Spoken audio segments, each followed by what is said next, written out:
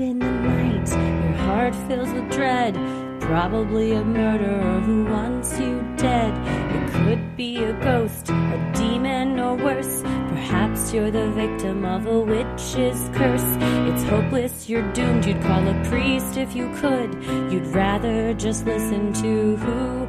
Sinisterhood.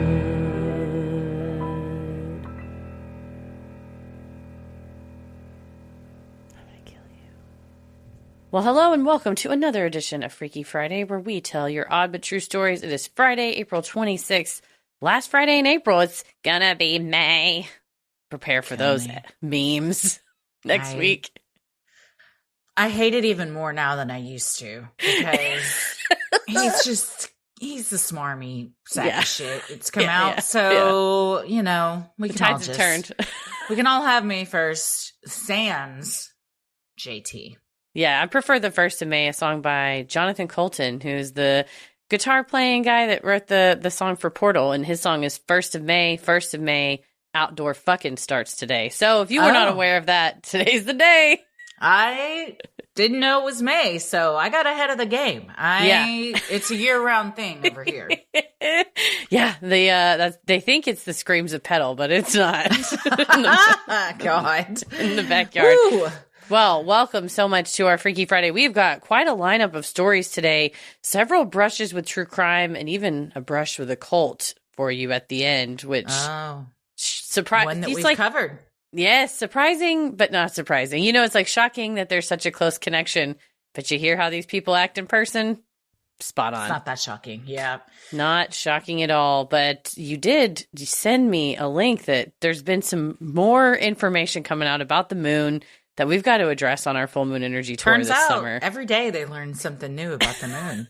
That's why we have a whole tour about it, because there's plenty to talk about. We don't even cover it all in the stage that we take, and we talk to you about what the moon does, what people think happened during Apollo. We're going to give you all the new scoop on the moon, all the new developments, and it's like a fun live show. If you like the show, you'll love it, and if your friends or family have never listened to our show or seen us on YouTube, they'll love it too, because we all know what's up with the moon, but we don't know everything.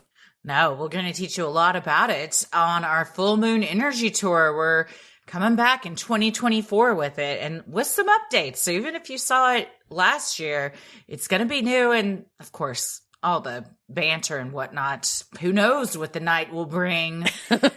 But we are starting out in just a few weeks in St. Louis, in Chicago, Milwaukee, Charlotte, Raleigh, Cincinnati, Cleveland, Toronto, Kansas City, Oklahoma City, San Diego, Phoenix, Las Vegas, and ending in October in our hometown of Dallas. Oh, I can't wait. So for all the details, including dates, times, venues, and more, visit sinisterhood.com/live shows. Well, you don't have to visit anywhere to hear all these stories we're about to drop for you today. You're in the right place, and you have curated quite a lineup for us today, Christy.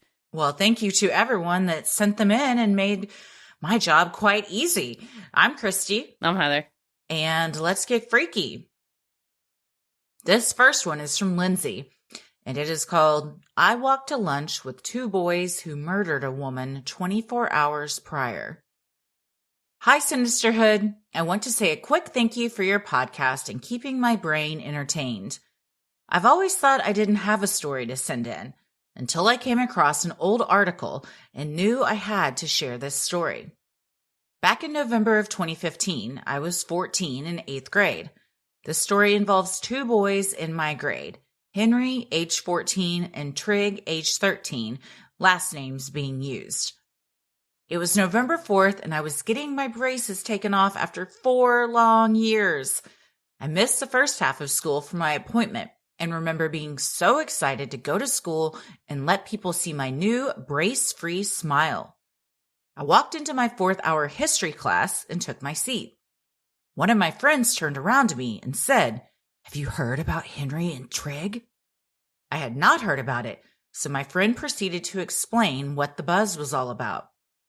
During the early morning hours of November 1st, a Sunday, she told me that Henry and Trig left the grocery store a block away from my house and made their way over to the self-service car wash in the adjoining lot, where a 49-year-old woman, Tanya, was washing her car. You might be wondering, why is she washing her car at 2 a.m.? Who knows? Some people are night owls, or that may be the only time they can get things accomplished. Anyway, that's besides the point. Henry and Trigg proceeded to ask the woman for a ride, which she declined to do. The boys didn't accept this answer and proceeded to stab her 49 times at the car wash. They took off with her body in the car and were driving erratically. A police officer, expecting a drunk driver, tried to pull the vehicle over, which led to a car chase. The boys ditched the car and proceeded to run, leaving Tanya's body in the car for police to discover. Security footage from the grocery store was collected and shared in an attempt to identify the boys. They were quickly identified and arrested on November 4th. What really makes my stomach turn with this story is the fact that both of these boys were in my homeroom class, which we attended daily in the middle of the school day. We were always friendly with each other and would typically walk to the lunchroom together. This was the case on Monday, November 2nd. One day after stabbing a woman to death, they came to school, we walked to lunch together, and they were both acting completely normal. It makes me sick knowing I was joking with them about whatever middle schoolers joked about during that time, while I had no idea what had occurred the night before. One of the saddest parts of the story is that the knife that was used as a murder weapon was a small knife that was obtained by one of the boys after they completed Boy Scouts. Yes, they used a Boy Scouts knife to murder a woman. I don't think the Boy Scouts organization would approve of the way that knife was used. I feel so bad for Tanya, as she was just cleaning her car, minding her own business, and her life was senselessly taken by the selfish boys who wanted a ride and didn't get what they wanted. In 2019, Henry and Trigg were tried as adults for their actions as young teens. Henry pled guilty to first-degree murder, 2 counts of armed criminal action, robbery, and was sentenced with 2 consecutive life sentences and 50 years in prison. Trigg pled guilty to second-degree murder, first-degree robbery, 2 counts of armed criminal action, and was sentenced with only 15 years in prison. So yeah, that's the story of the time I walked to lunch with 2 boys who had stabbed a woman to death the day before, and I had zero idea. It gives me the heebie-jeebies just thinking about it. I hope you found this interesting, regardless if it gets shared on a Freaky Friday episode or not. I always look forward to new episodes and crazy stories shared by fellow listeners. All the love and good vibes, Lindsay. I'll include a link to an article here, as well as a photo that shows the before and after of my braces, because it's a pretty crazy difference. Well, before we get to the horrible atrocities committed, Lindsay, your smile looks beautiful. Great. Yeah. And it is such an exciting day when you get to go to school with your braces off and show that brand new smile. And looking at her sweet face, if that's when her after picture, how young she is and how young 14. all those kids are thinking about being in 8th grade. And yeah, that just a sweet, innocent, you're just so innocent at the time. Like, oh, this is my friends. We're walking to lunch together. Some of you are innocent. Yeah. Some of you are not. My question isn't, why was this woman washing her car at 2 a.m.? My question was, why were these 13 and 14-year-old boys out at a grocery store at 2 a.m. on a Sunday night? Yeah, they look pretty young too. And the security footage with the link that Lindsay sent us, it shows them they're just out in apparently they were wearing pretty recognizable clothes. It was like jackets that they always wore to school. And so when the young people in the neighborhood were shown the news, saw the pictures, they're like, oh, that's Henry and Trigg, like in 1 second. So yeah, it's a good question why they were out there and why it seems like such an escalation to go from in the article, it said one of the 2 had a prior criminal record, but it seems so extreme to just attack somebody this violently and viciously for so long too. Yes, 49 stabs is, it's and then a car chase with the body. It all escalated very quickly from being a 13-year-old who maybe has a couple of misdemeanors to full-blown first-degree murder and a car chase with police. Yeah, life sentences, certainly. And it's oftentimes it's rare to have kids that young, 13, 14, tried it as an adult. But when the circumstances are as egregious as they are here, it's probably why the court decided to do that. Yeah, just minding your own business, and two young boys who you would usually probably think weren't a threat end up taking your life. It's completely senseless. And to be so young and already the rest of your life is spent behind bars. For nothing, nothing For at nothing. all. It's absolutely tragic. Well, Lindsay, thanks for sharing that with us. And it's that eerie feeling of you don't know who you're walking down the hall with. You don't, which leads into our next story from Amanda. And it is called That Time I Hung Out with a Murderer. Hello, you lovely ladies. Amanda here from Raleigh, North Carolina. I love listening to y'all. I started listening in the middle of 2020 while at work at a hospital, walking around the creepy hallways of the operating rooms. Y'all are just the funniest and give off such good vibes. I love how y'all give your raw and real emotions to all of the stories you read and tell. Well, I'm here to tell you the story of how I hung out with the murderer days after he committed the crime. It was 2014. I was hanging out with my boyfriend at the time and his group of friends. I was not a smart 20-year-old, but who is?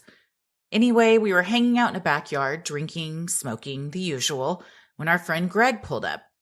He seemed nervous. His head was on a swivel. I just knew something was up. He pulled a few of the guys over to the side to have a conversation with him. They came back to the group, and everyone looked tense. I didn't want to ask what was going on. I felt this very uneasy feeling, but just kept hanging out with the group. A few hours passed, and I decided to head home. A week later, I got together with the group again. They were all discussing Greg. This was when I found out what he had done and why he was acting the way he was. Greg and another man named Donovan decided to break into a home in the hopes of finding items to steal for money. The home belonged to 78-year-old Arthur Brown in Fuquay Varina, North Carolina. He was asleep in his bed when they broke into the home. Arthur went to grab his gun, and Donovan shot him twice in his chest. Greg then took Donovan's gun and went to the next bedroom and shot Arthur's roommate and friend, 66-year-old David McCoy, in his face while he was sleeping. There was another man, Kevin, who was the getaway driver. Greg and Donovan were sentenced to life without parole. Kevin was sentenced to 10 years as an accomplice.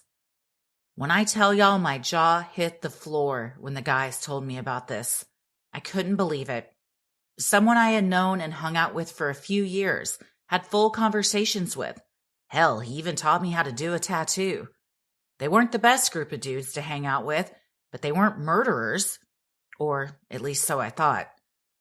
It still blows my mind when I think about him and what he did. I considered him a homie.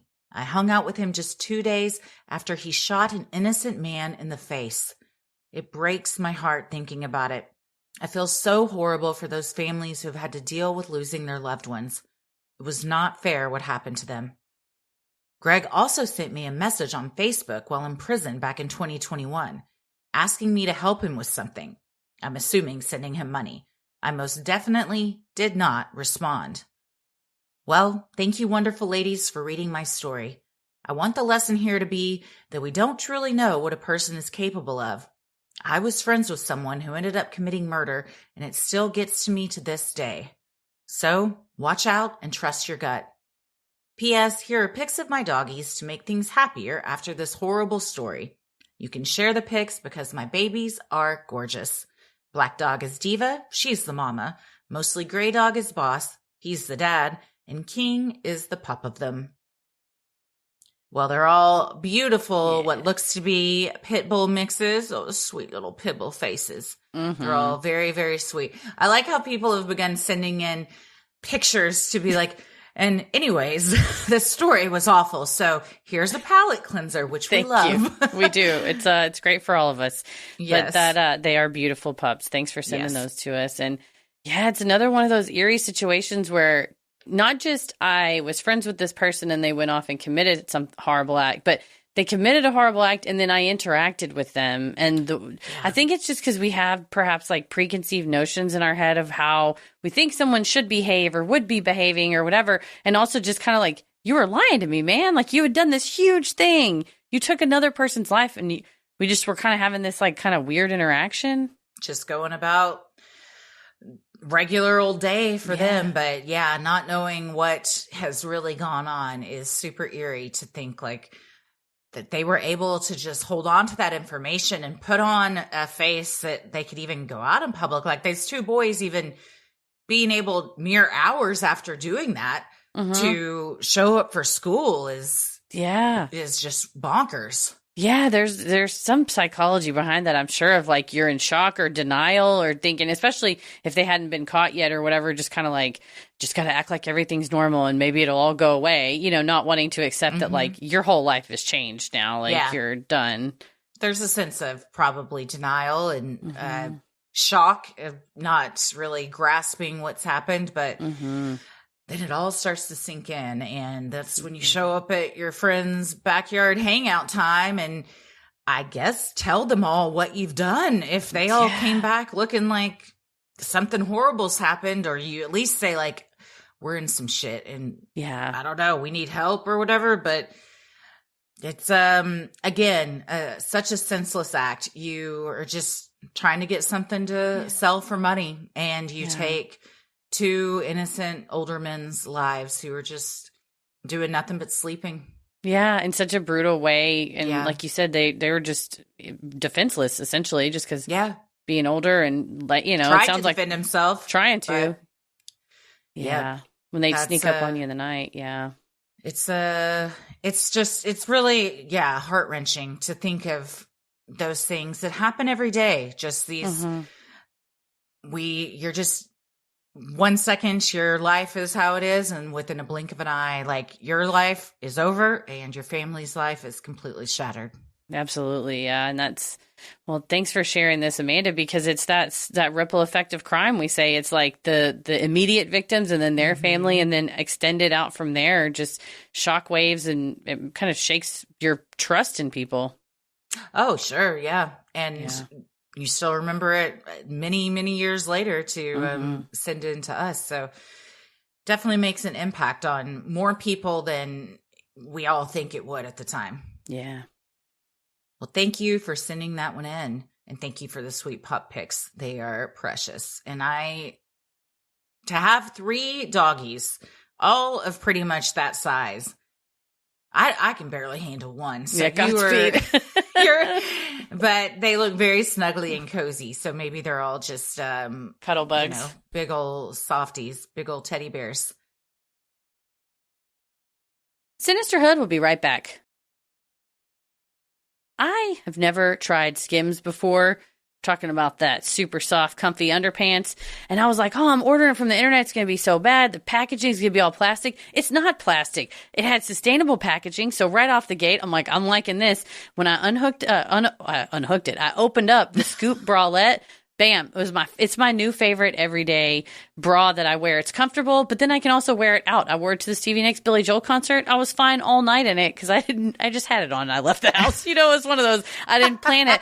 But sometimes you have an everyday bra that you wear out and you're like, oh man, this ain't going to be good. It was great. It held up. Yeah. The fabric, unbeatable. It's sometimes I'm like, am I wearing anything? Right? I'm like, did I forget to put something on? Yeah, no. But yeah, the boy shorts are great. They have a lot of coverage. The material is so soft and thin. It doesn't bunch up or roll down at all. It's great for like working out. You don't want something that's like really tight and constricting, so you're able to move around a lot. But at the same time, it's super supportive. Yeah, I love that fabric. That's a big thing for me is texture and feel and fit. And so having something that's not pinching, pulling, or like scratching me, it's a game changer. And like I said, I feel as good as I can about having sustainable packaging. And it's not just a bunch of plastic I'm throwing away. The Fits Everybody collection is available in sizes extra, extra small to 4X. You can shop now at skims.com. And after you place your order, be sure to let them know we sent you. Select podcast in the survey and be sure to select our show from the drop-down menu that follows. Well, this next one is from Jess, and it is called Catfish Cryptid, Ghost, Killer, or Alien. Jess writes, hello, ladies. My name is Jess, she, her pronouns. I love your show, and I've been listening since the early days. Y'all have gotten me through some really tough times over the years. from dealing from working in healthcare during the pandemic to the passing of my father from lung cancer last summer. Thank you for giving me a reason to laugh on the days that it seemed almost impossible to smile. Now let's get into it. I grew up in Gainesville, Georgia, and lived on Lake Lanier for most of my childhood. Yes, that Lake Lanier. A little history on Lake Lanier. The lake was created in 1956 by flooding valley communities, including the abandoned town of Oscarville, a once thriving predominantly black town. In 1912, after the tragic assault and murder of a white woman, 3 black men from Oscarville were accused of the act after a coerced confession and later on lynched. This created racial tension between the adjacent white community and the citizens of Oscarville. One night, the majority of the black community was violently chased out of town by an angry white mob. Many of the Oscarville residents lost their lives. This displaced 250 families and caused the abandonment of 15 businesses, 6 churches, and 20 cemeteries. Many say remnants of the town can be found underneath the murky waters, including many of the grave sites. This, along with other stories, perpetuated the rumor that the lake was haunted. Growing up, I heard many stories about the lake being haunted and of tragic accidents that had occurred there. My mother once told me about a story of a rescue diver she knew that went on a body recovery mission of a poor soul that had driven off a bridge a day earlier. He got down to the side of the car, and he said the window of the car was open, and inside was a giant catfish feasting on the corpse of the driver. Fucking yikes. Despite all the horrifying stories, we regularly went swimming in the lake during the hot Georgia summer days. I should preface my story by saying that I am somewhat of a skeptic when it comes to the supernatural. But between the constant threats of demons from my very Pentecostal grandmother to my mother's affinity for scaring small children, especially her own, I've always been convinced that someday I'm gonna get got by a ghostie for not being a true believer. One hot summer day when I was around 7 or 8, my family decided that we should beat the heat and go swimming in the lake. At first, I was in the lake with my older brother and cousin, splashing around and having a great time. I'm not a great swimmer, so I didn't really venture into the water that was over my head. So usually I ended up bobbing alone while everyone else was swimming in the super deep parts of the lake. So there I was, minding my own business, when suddenly something grabbed my ankle and pulled me under the water. I popped back up to the surface, filled with fear and panic from potentially drowning, and proceeded to yell at my brother, who I was sure had pulled me under as a joke. But there was one problem. He was on the shore, nowhere near me, with the rest of my family. I looked all around thinking there had to be some sicko playing a horrible trick on a poor defenseless child, but nobody was there. I quickly got out of the water and told my mom about what had happened, and she kind of laughed it off and blamed it on that monster catfish. Over the years, I've shared that story with many people, and most have just brushed it off as some wild made-up childhood story. But after that day, I never went more than ankle deep into that lake, and now you couldn't pay me enough to stick even a toe into that water. Over the years, every summer, there would be several deaths reported in that lake. In fact, over 200 since 1994, with many of the bodies never being recovered. I thought that was normal for a lake, until I started hearing some of my favorite podcasts doing stories on the notoriously haunted Lake Lanier. There's even a movie based on the lake that I've been too afraid to watch. It was quite shocking to find out that the lake I had played in many times as a kid was actually unique in its own creepy way and has become a popular subject among people all over the United States and possibly even the world. Now let's fast forward to a few weeks ago. I was home alone, doom scrolling on my phone, and decided to put on a new Netflix show called Files of the Unexplained as some background noise. And what do you know? They had an episode about Lake Lanier. I thought, this should be interesting. So I turned it on and went back to my scrolling. The show opened with a young woman talking about a day where she had been swimming in the lake. I wasn't really paying too much attention until I heard the words, "Something grabbed my ankle and pulled me under."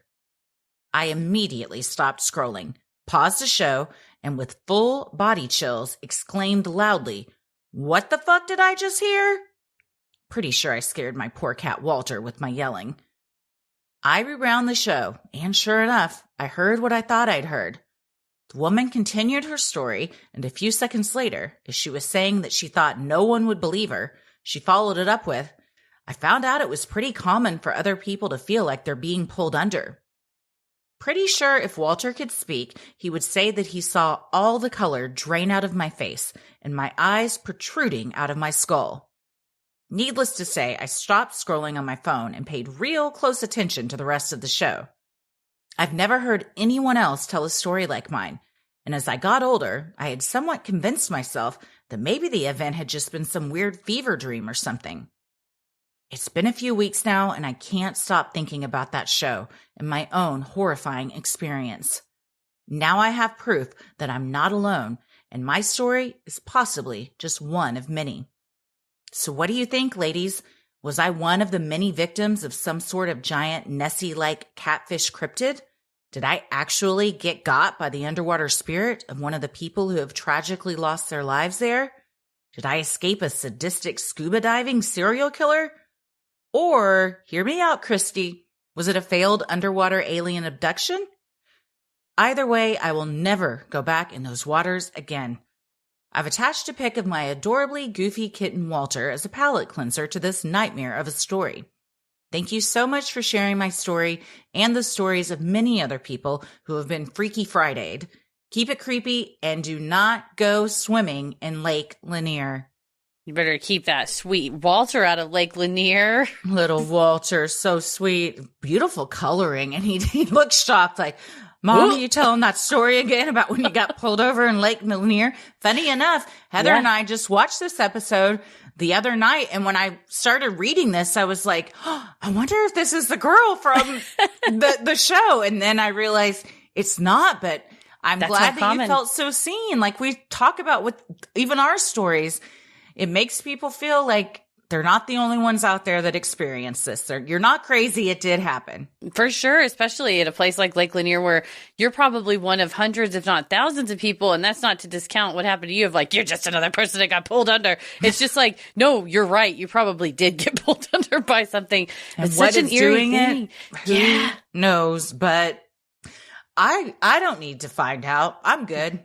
I don't want to meet a big giant catfish. To me, it's like a cartoon. It looks like, in my head, it looks like it's off of SpongeBob. Just a big old thing that's like, give me them ankles. And I don't want that. To me, I picture in my head the fish from Big Fish, which was a giant freaking catfish. Yeah, but even if a giant catfish is down there, that's enough to keep me out of the lake. I don't like shit swimming around me that I can't see, but I certainly...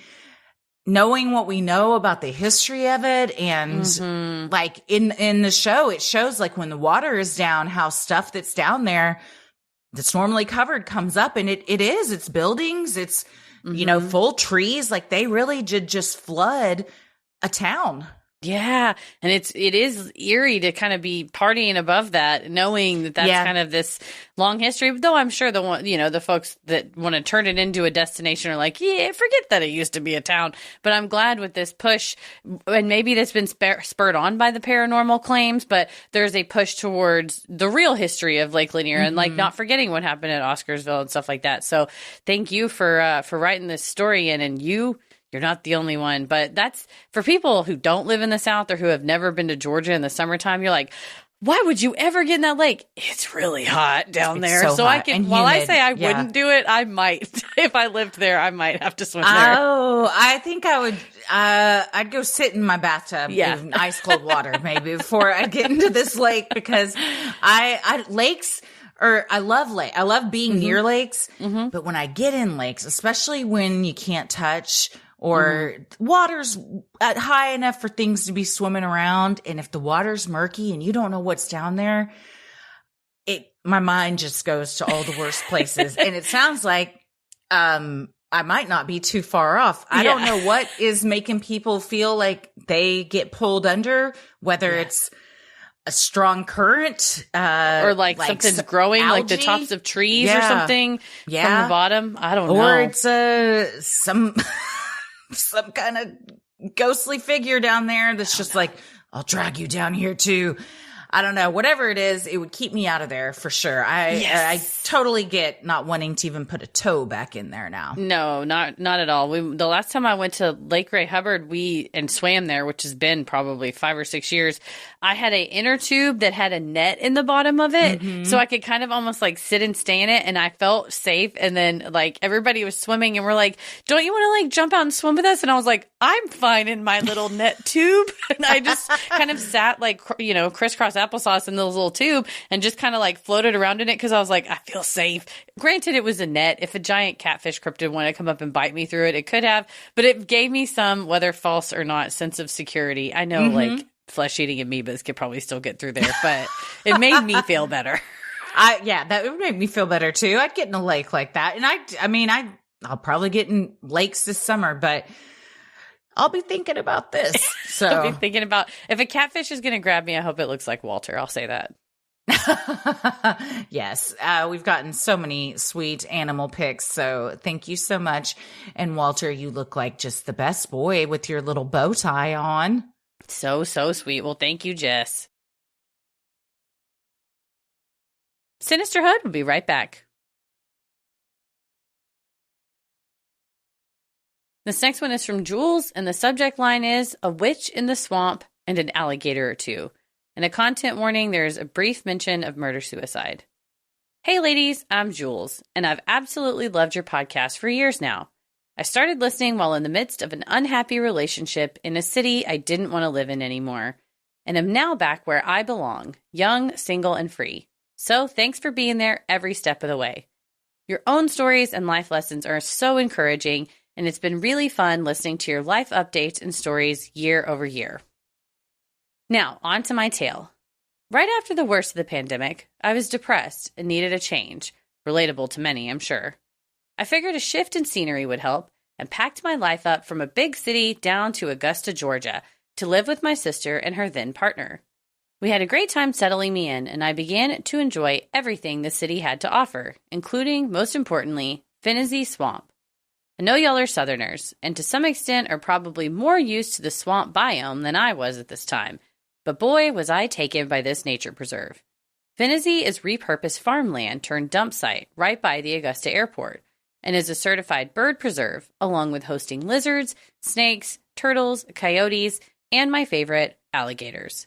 I had never seen them before moving down there, and after my first hike in that swamp, I was obsessed. As soon as I could, I began volunteering after work. I work remotely, so this was easy, and got to know more about the land and its funky history. Finney Swamp has worn a lot of different hats in its day. Like I said, it was once farmland, but also hosted what was then called an asylum, probably not the right term nowadays, where the patients worked the grounds as they took residence.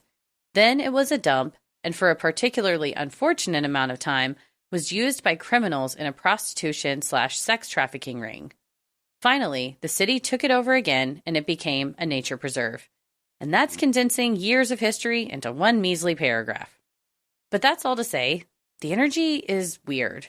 And as someone who's always been very connected to the outdoors, I try, not to sound too woo-woo, but I try to listen to what it has to tell me. So most of my evenings in Augusta were spent in the woods, whether I was giving guided hikes or simply taking my own solo walks. It was on one of these solo walks where I encountered an unexplainable situation, one I still reflect on today.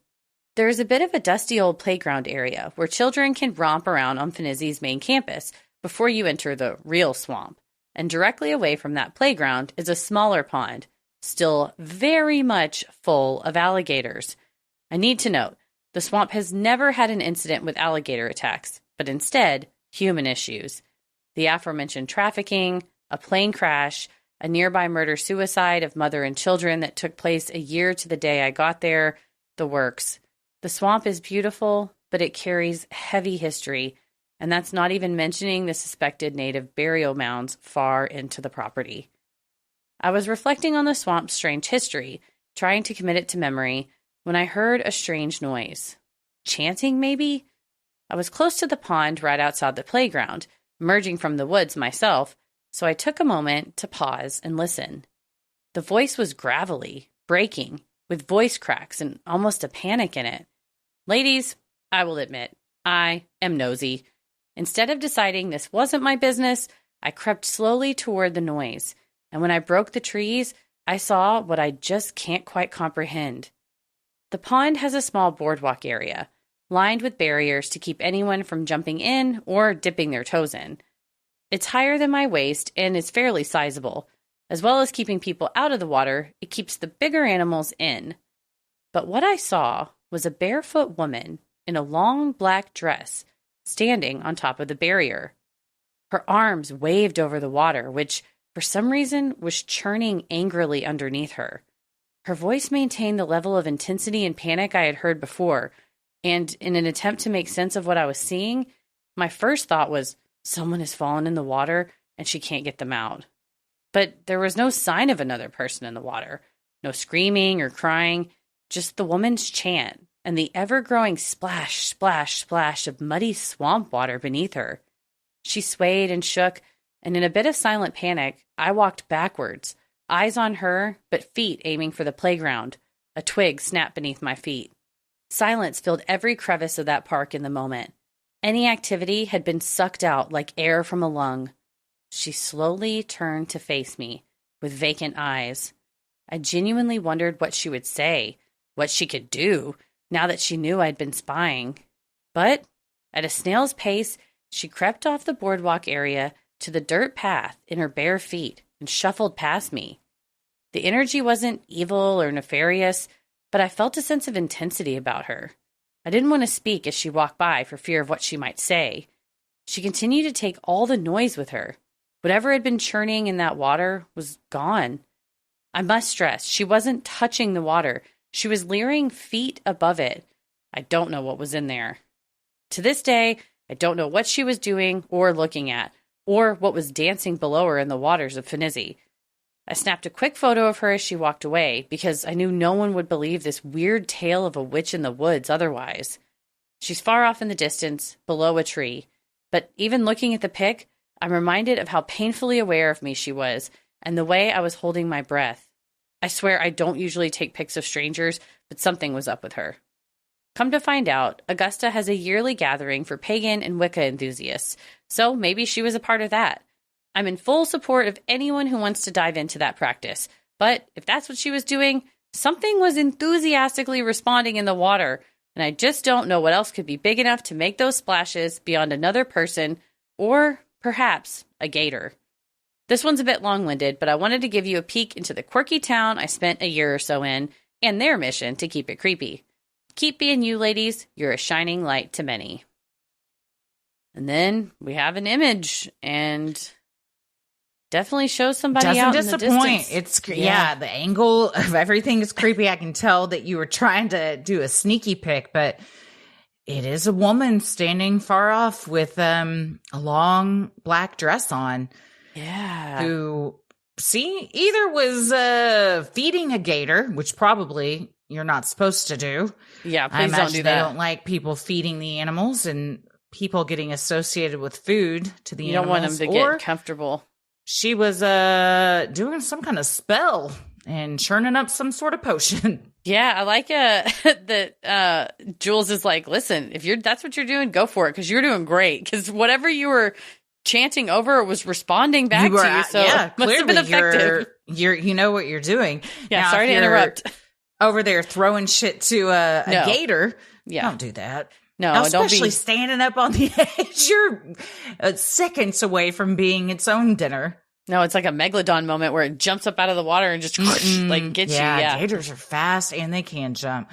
I'm glad that you like gators so much, Jules, because there's a lot of them down there, and they are scary animals, but I am also like fascinated by them, and I love watching shows where people are interacting with them, and especially in the wild and stuff. But I was looking at pictures of this swamp, and it's beautiful. So to have that where you can just so easily go and do walks and guided tours, that's amazing. I hope that it gave you what you were looking for, because so many of us were looking for an escape, a change of scenery in those first few months. So I'm glad that you got one. Yeah, that's definitely a change of scenery, especially the history it's had. That's wild. But Yeah. I love whenever it's like, we have this piece of land, we can turn it into something green and beautiful that hopefully everybody can enjoy and appreciate. And a place Not for a these dump. animals. Yeah, not a dump or something Get a horrible. dump. Yeah. Or even worse. Yeah. But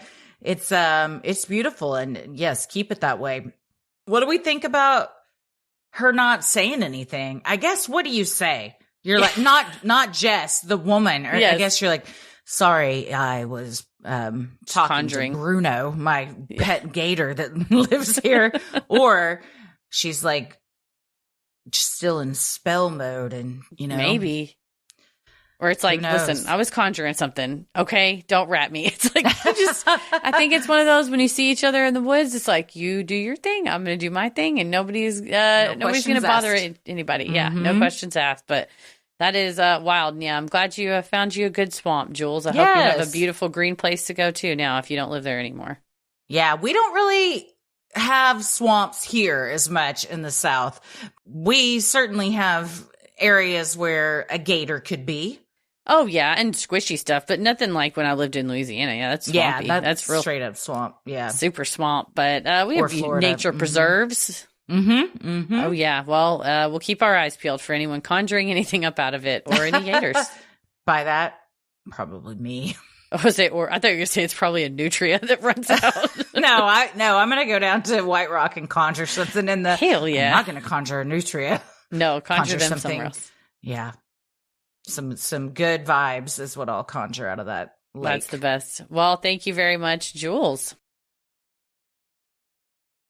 Sinisterhood will be right back. This next one is from Amy, and the subject line is, my old classmate was caught with his pants down at a park. Hello, ladies. I love your podcast. I have a short but odd story to tell you today. All names have been changed, but I included some links for you to peruse. You can call me Amy.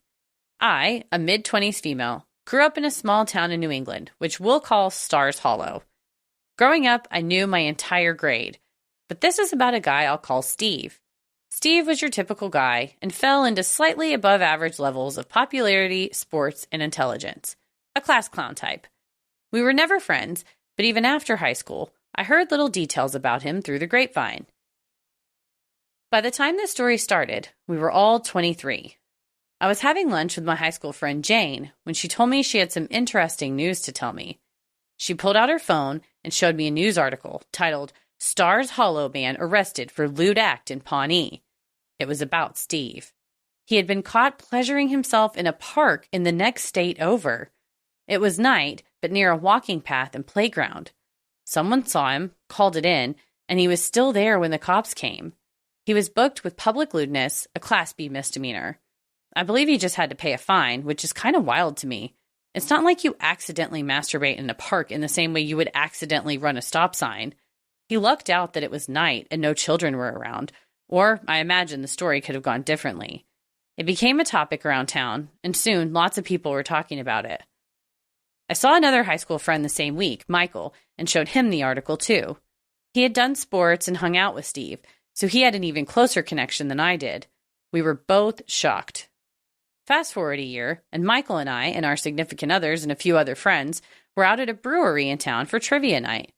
When you go out in your hometown, you almost expect to see people you know, and today was no different. As we were sitting there chatting, who walked up to our table to deliver our food but Steve? I went through all the emotions in a flash, recognizing a classmate, seeing a classmate I wouldn't normally talk to, and knowing this classmate as one who committed an odd crime that everyone knows about, but obviously you can't say anything. I had a bit of a shocked look on my face and glanced at Michael, who glanced back with an equally shocked face. Think of that gif of Andy in Parks and Rec when he's excited, but the horrified version. Steve instantly clocked this look as he looked at me and Michael and said, "Hi, Michael. Hi, Amy," in an overtly cheery voice. Kind of like he knew exactly what we were thinking. He always had this shit-eating grin persona to him, and today was no exception. We both politely said hi and chatted briefly, but the tension was clear. Honestly, looking back, I do feel bad for how we reacted in the moment. When he left, our significant others looked at us and asked, "What was that?" They both knew the story about Steve, so we whispered to him, "That's the guy who pleasured himself in a park." They were shocked as well. At this point, our other friends had noticed us all whispering, so they were also filled in. I'm still a bit surprised that he selected such a public job in our town. Our area is very populated with a lot of restaurants and nearby towns. So why would you pick a job in downtown Stars Hollow after doing that crime? Lots of people knew about the crime, especially around our age. To end the story, I want to share a few small details/thoughts I had. Firstly, Steve lucked out. He has a very common first and last name, so the story doesn't come up right away when you Google it. You'd have to type in Stephen Jacobs Stars Hollow to get the results, so maybe future jobs, dates, or friends won't find it. Secondly, what possesses someone to do this? Is it some kind of kink or public humiliation similar to an old-timey flasher? Is this one of those hidden in plain sight perverts? Has he done it before or since and not been caught? Steve's parents still lived in town, as did/does he, so he had a home. It's not like he couldn't do this private act at home or that he was unhoused. Thirdly, it was such an odd place to do it. While he could have been drunk or high, the area he was in wasn't super close to anything, so you can't excuse it as a bad night at a bar and he wandered away. This was a secluded park. He had to go to the park with intention. He even drove half an hour to do it. Hopefully, this is the only story about Steve I'll have to write in, and he learned his lesson. Keep up the good work, ladies.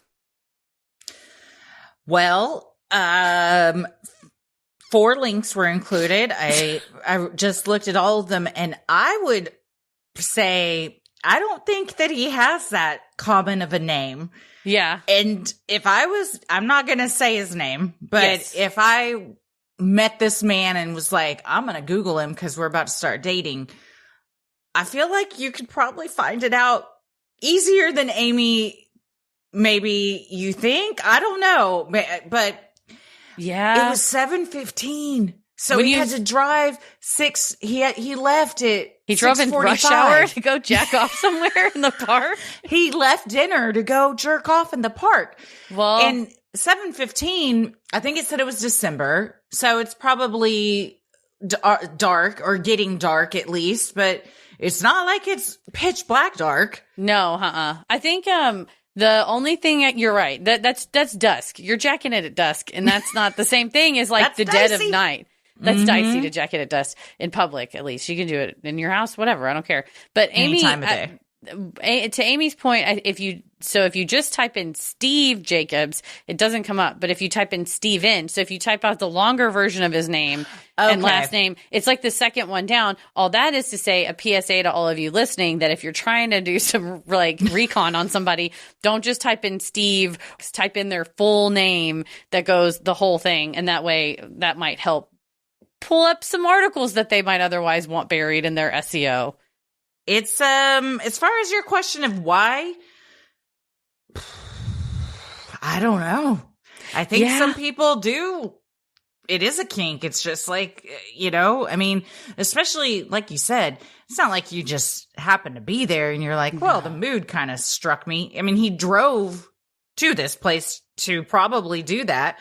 So I don't know. You want to be out in nature, but you sure aren't supposed to do that by a playground. No. And it is weird. He just got a fine, especially with it being so close to like a playground, because that's kind of like being near a school, right? Yeah, I think it should be counted the same. Maybe it's not like as far as zoning, but to me, that's like a lewd act within X amount of feet of where you expect kids will be, even though they weren't there at the time. Yeah, it's, I can never explain it. I think kink is probably part of it. Maybe he drove out there to meet with somebody and they no-showed. And so he was like all excited and bummed that they didn't show up. And to consolation, I don't know. Maybe. Why wouldn't you go back into, like I'm not going to drive all the way area home. But see, that's why I think if you're doing it where like people can see you, that's where it kind of, to me, I think they're not worried about getting seen, and perhaps they want to be seen. Yeah. And perhaps like you said, part of it. Then it's non-consensual. The rest of us are all part of your kink, and we did not agree to be part of your kink. But I knew a gal that worked in the district attorney's office, and one of her early cases that she had to take to trial was a gentleman that had strung up some lights and some toys. And I remember you telling Yes, me and he about enjoyed this. himself in the woods in a fairly conservative nearby county. Yeah. And it's in a tree, wasn't it? Well, it was attached to a tree, and he was kind of bumping up against it in a That's certain right. way. Yeah. But that's Exhibit A. You've got to pull that out of a box right in front of the jury. Yeah. But Yeah, it's like the woods were a part of it, from what I recall. Yeah. It's like he couldn't do that at his house. I'm like, dude, at least get you a big old stockade fence and do it in your backyard where nobody can see you. Yeah, it's against the law to just go out Yeah. and do that on public property or private unless it's yours. But Yeah. so if that's your thing, I guess you got to start planting a tree in your backyard, Your own and tree. build a privacy fence. Because the bottom tree. otherwise, Yeah. don't go out there and sully the good nature preserves that we're all trying to walk around. No, it's a nice park for everyone to use and not in that way. No. So, I mean, y'all felt bad at the time, but I don't know, maybe people like that should be shamed a little bit because don't do it again. Dang, though. Imagine the awkwardness. Kill me. Oh, God, it makes me throw want up. to popple myself just thinking about it. God, you're sitting there. Because who's it more awkward? Just fully. There's Popple. There's my buddy. Yeah. I feel like the little I know about this guy, I feel like Amy and Michael, I feel like Amy and Michael were probably more embarrassed than him, just from the little I know about this guy, because it seems like he didn't really care. And also, if you're going to stay in the city where it happened and it is a small town, everybody knows. I mean, there are 4 links that very clearly are like, at 7:10 p.m. in this Lewd area, act. this man was arrested and names him by full name, age for masturbation. Like, everybody knows. Yeah. But I wonder if if he's you can't move, or maybe you're just like, fuck it. Yeah, I did it. I did it. Yeah, he's trying to We own all it. know. Everybody shut up. And now I'm working at Bennigan, so shut the fuck up. Yeah, This he's is like, what happened. You guys are here for trivia night? Here's a trivia question. What has 2 thumbs and got arrested for jacking off recently a town over? This guy. Now, would you like any more shrimp shooters or extreme fajitas? And they're like, no. Thank you.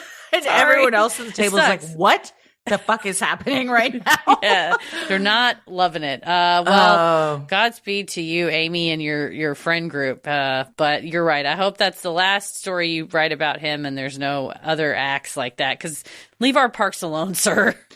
Isn't that weird though? Like, people you went to high school with, and then you find out something like that, and you're like, that guy, the popular class clown, and then you're like, damn, what else was he doing that we didn't know about? Right? It's an eerie thought. You think you know somebody, but you don't know shit until you find them pants down in a park. Maybe he and Swamp Lady, I don't know. There might be some connection there. Maybe She was could- conjuring a mate, and he's Perhaps. like, I've been called, but At they the just met same at the wrong time. swamp. Oh man, he was in the wrong park. He'd Tale been as old as called, time. but he didn't get the call clear enough. Tale as old as time. Well, thank you, Amy. Sinisterhood will be right back. Well, this last one is from Nikki, and the subject line is, I was Jeff and Shaleia's massage therapist. I'm going to mute myself so y'all don't hear me gagging. The thought of having to touch this man. Yeah. You're a saint, Nikki. You're a saint. Well, Nikki writes, I love you guys. Thank you for all that you do. I knew I had to write in after y'all covered Twin Flames Universe because I was Jeff and Shaleia's massage therapist throughout her pregnancy.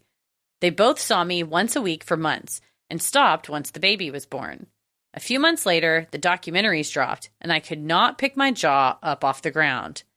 Massage is a pretty intimate thing, and some people tend to share a lot. Shaleia was certainly one of those people. I worked on her for a few months before I met Jeff, and I was pretty thrown off when I finally did, because she expressed him in a very different light. She told me all about meeting Jeff in Hawaii, how she tried to break up with him because he was younger than her, and she didn't think he was serious about a future, marriage, kids, etc. He responded to that saying, You have no idea who I am and what my goals are. I most certainly want those things. They were joined at the hip ever since. She expressed to me how he enlightened her to the trauma she had endured with her family and, quote, motivated her to completely cut ties with them. Watching her dad on the Netflix doc broke my heart, and it made more sense of why she never went into more detail when she did with everything else. Shaleia talked about how she was the headstrong one in the relationship and overall wore the pants, so to speak. So I was shocked to see how he treats her in real life, and in retrospect, seems like a subconscious trauma response. Not justifying her role in this at all, it just makes you think what level of grooming has gone on. When I did finally meet Jeff, I immediately felt off about him. His energy was very intense, and he made this eye contact that felt very controlling, for lack of a better word. In hindsight, I think he was sussing my vulnerability. During one of my and Shaleia sessions, she told me of a pregnancy dream she had about me finally meeting my twin flame. She described how he looked, what his personality was, and that I would meet him in the next few months, and that I brought him to her to introduce them. For months, she never explained what she and Jeff did. But after that session, she sent me links to their services. I, of course, never even opened the link. Ironically, I did meet my person 2 months later, but that's just a coincidence we like to laugh about. The last time I saw Jeff, we were chatting a bit after our session, and he asked, "So tell me your philosophy behind your work."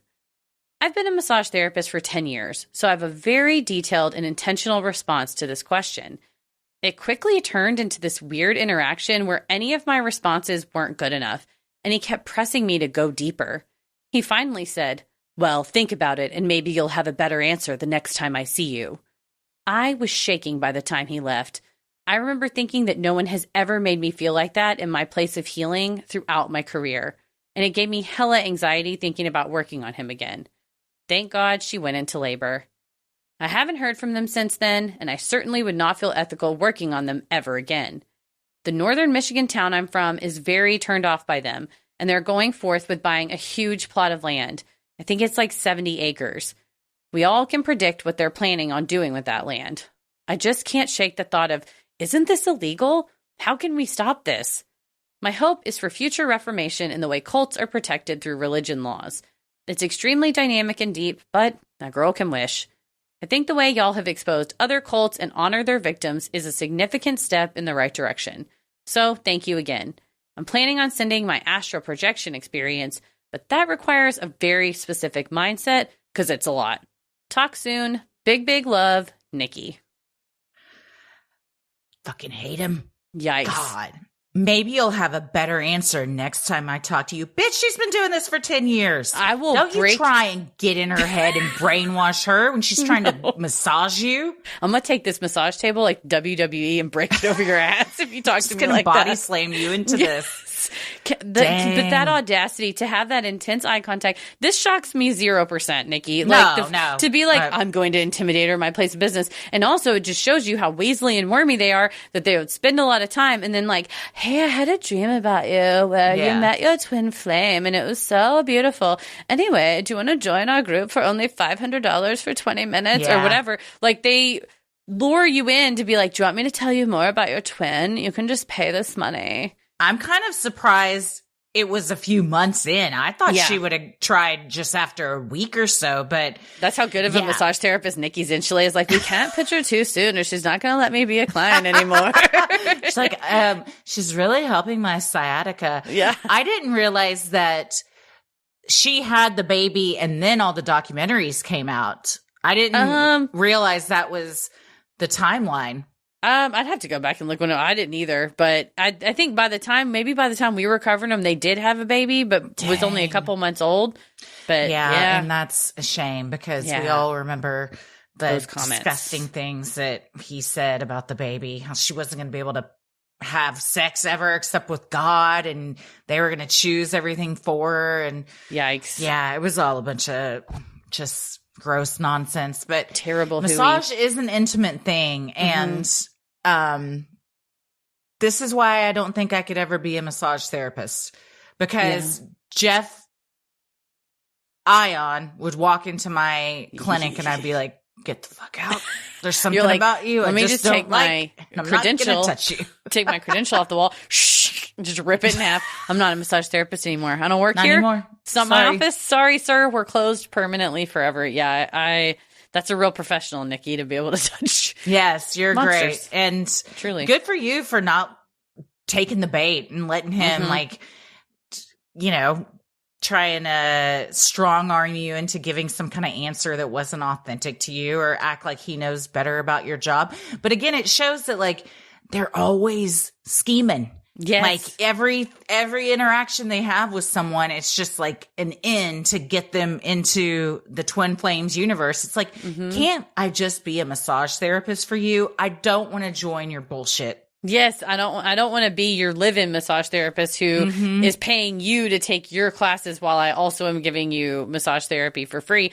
Or you trade them. They get into a tradesy situation. Nah, I'm not doing that. Fuck you, pay me. I hope you got paid, Nikki. If you got paid so good. Yes. And yeah, for your town, I mean, it's a real cautionary tale.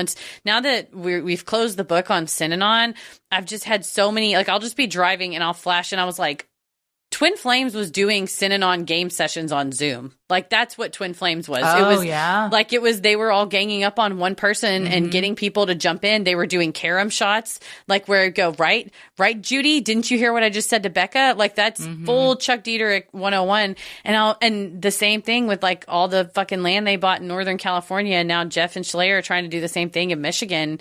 It's if they start buying large quantities of guns, he already says that he has them. Yeah. I mean, he's posted about them and everything. So if they all shave their heads and start wearing overalls, just check your mailbox before you stick your hand in it. Right? Not you particularly, Nikki. I just mean everyone in general.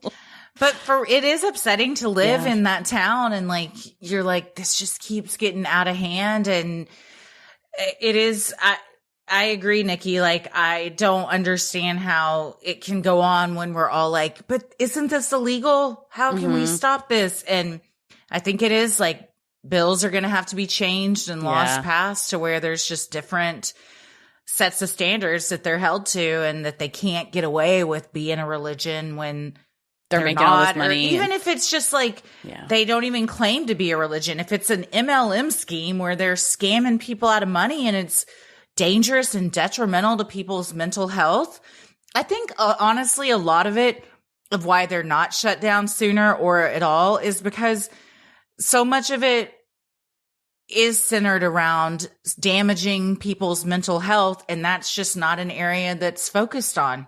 Yeah. And that's just one of the many reasons that like we need more attention and funds to helping the mental health care industry, because shit like this, just like, they're like, well, I mean, they're not like, they're not setting fire to anything. They're not shooting at people. Yeah. But they're like brainwashing people and trying to get people to change how they identify and stuff. Like this isn't right. Yeah, that's a good point, because if you had a robust public mental health system where if somebody was struggling, they could go into a place and be given legitimate options, they would not be stuck Googling, which then puts them at the vulnerability of targeted ads, which then puts things like Twin Flames Universe in front of their face and gets them sucked right into it. You know what? Like I said, it's Chuck Dietrich 2.0. And Chuck would have been so stoked on Facebook ads like Jeff Ion is. Like, oh yeah. It's just that same idea of like, I'm going to run this like a business and make this business. And then, oh, by the way, I'm also a church, because I just said I'm a church. So the having the baby does freak me out, because you worry if that starts to imply there will be more children. And we all saw with Synanon what happened to the children. Yeah. Yeah. And just knowing that there's even one kid that has those two idiots as parents is upsetting. It's extremely upsetting. At least she knows, JD Diedrich Montgomery is out there. Somebody that can relate of like, what do you do when your dad's a cult leader and you get raised in a cult? She can relate. Yeah. And hopefully, at some age, hopefully you have access to like outsiders or the internet and you can kind of start figuring things out on your own. But if you're like shielded from all of that, it sucks. And that's when you got to have authorities of something step in to help those people. Yeah, for sure. Well, we'll keep our eyes peeled of what the Divines are up to in the next few months or years, and how their 70-acre compound is coming in Upper Michigan. Sorry to the Michiganders that have to deal with that.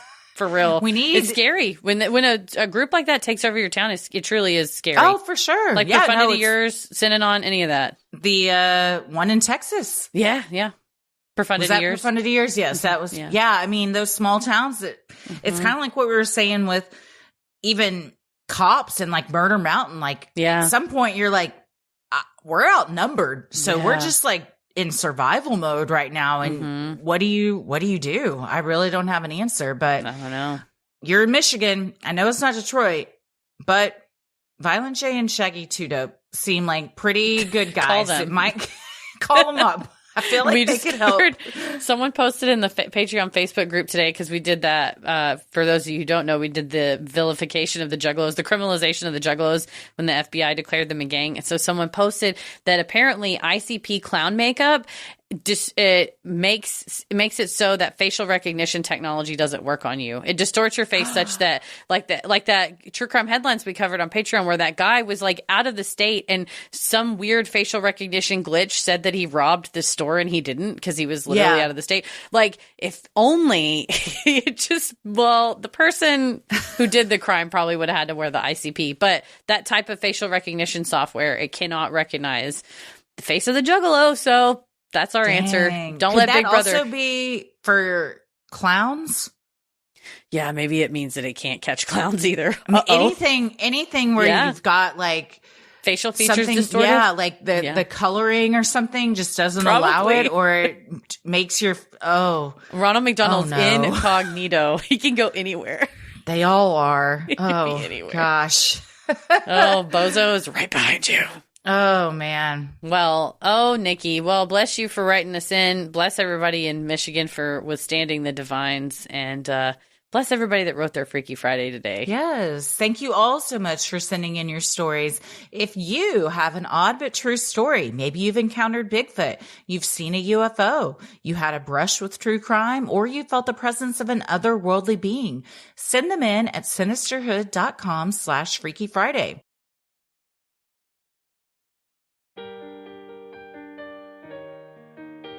And if you like our free episodes, you'll love our Patreon bonus content. You can join for free to see what we're up to next. We also release an archival bonus content once a month for free members, or you can dive into over 800 hours of bonus content, like the mini-sode that we were just talking about with the Juggalos and the FBI. This week, we have a new bonus content coming out that's Unpopular Opinions. We get into some millennial Gen X, like old internet, old music kind of conversations. It's super fun. Takes a weird, perverse turn at the end. It's great. It's a good time. You'll love it. And if you were like, I don't know, I might want to listen to that weird thing just to see how it ends. But I don't know if I want to, pull my wallet out yet. Well, that's okay. We have a free trial, so you can join for free for a week to check out all the perks. And if you cancel anytime before the trial is over, you won't get charged. So you can hop on, binge stuff, learn about the Juggalos, and cancel before the trial's up. Or if you want to stick around, you will get so many perks. Tell them what they get, Christy. Oh, goodness. You get ad-free episodes, both on the regular episodes and the ones that are filmed on YouTube. We drop those early and ad-free, too. You get monthly live stream Q&As, quarterly live bonus content. We just did one last night, so that'll be going up soon. You can listen to just the audio, or you can also watch the video. Weekly audio bonus content, monthly mini-sodes, merch discounts. Depending on the tier, you can get 10 to 20% off of merch. And most importantly, the community of the best listeners on the whole internet. That is accurate. And our BoCo live stream last night was proof of that, when we had a follow-up from one of our previous bonus contents, which is a rowdy couple in this person's neighborhood, and we made contact, and it was incredible.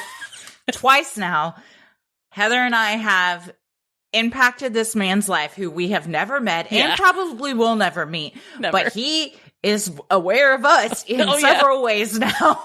And oh man, I was like, did that just happen? Did he really hear us? There was a live, the McFuckersons were doing their thing. And Stephanie came in hot with that phone and we just cranked up the mics and I'm pretty sure we made contact. We made contact. If you don't know what we're talking about, go do that free trial for a week on Patreon. Join at the highest tier so you can go back and listen to the McFuckerson Judge Christie, the update of the McFuckerson Judge Christie, and then watch it live as we make contact with the McFuckersons on our live stream from last night. Maybe we can get Tommy to make a compilation post to make all the links Cut very it all convenient. together. Yeah. But there, you can try it with a free trial over at Patreon. And if you want to use that merch discount, head over to Sinisterhood.com, click shop on the top banner, and check out merch like t-shirts, mugs, totes, stickers, and even clothes for your kiddos. We got the cute Believe and Be Kind Flatwoods Monster shirt for the kids with a matching one for adults. So match your little one this summer. And we also have tank tops on there, water bottles, stuff for it's getting hot out there. And you can work out with Sinisterhood. You can also grab some stuff on our merch clearance sale as well. There's a handful of stuff left over there, and it's deeply discounted. Plus, you can use your merch discount. So go get you a deal. While you're on our website, you can also review the show. We make it super simple to give us a review. We love ones that have 5 stars. You can follow us on socials and check out the episode description. And you'll also find fun things like topic-based playlists and links to live show tickets. So all those full moon energy stops, go sinisterhood.com/live shows for information and tickets on that. We will see you on the road. You can follow us on Instagram and Threads at Sinisterhood Pod. Like us on Facebook at Sinisterhood. Check out full video versions of our Wednesday episodes as well as a story a week over on YouTube. Those drop early and ad-free on Patreon, though. And head over to our TikTok page before it's banned, baby. TikTok's going down, but I refuse to believe it. No, I don't think it'll be fine. But you can follow us on TikTok. We're going to go live at the Trans-Allegheny Lunatic Asylum. So follow us on there. We'll make a post on there to let y'all know before, and then we'll go live. And if you want to hunt this Sunday, live at the ghost hunt. Yeah, if you're listening to this Friday, April 26th, tune into our TikTok sometime between 9 p.m. and 5 a.m. Sunday night into Monday, and we're gonna go live from the Trans-Allegheny. We can make a post maybe an hour before we're thinking about doing it. Yes. Or something to give people a heads up. Yes. Well, but if you just subscribe to us, it'll just start and you'll get an alert. So you just have to subscribe, so you don't have to wait around. There you go. But it'll be fun. We don't know what creepy crawly things will bring you. And if you want a custom video shout out from us or from any of the menagerie that we've got going on here in the studio, Corn Skull, McGruff, any of that, go to cameo.com, search Sinisterhood, and order your custom video shout out today. Christy, where are you at on the internet? I am on Instagram and Threads at Christy M. Wallace, and I'm on TikTok at Christy or GTFO. Heather, where are you? On the internet at Heather versus the World. As always, the devil rules the airwaves. Keep it creepy.